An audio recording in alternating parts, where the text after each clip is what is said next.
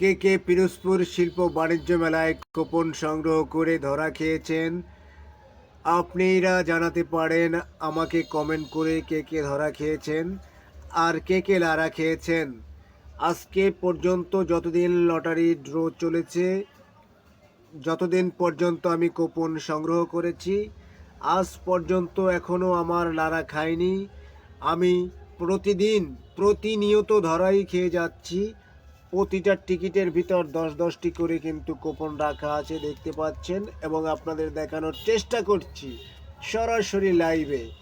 আর যারা যারা এখন পর্যন্ত টিকিট সংগ্রহ করে কিছু পাননি, তারা দয়া করে আর লারা খাওয়ার চিন্তা না করে টাকা কয়টি ভালো কাজে লাগান। আমার মতো লারা খাওয়ার আশায় টাকাগুলো শেষ করবেন না। ধন্যবাদ।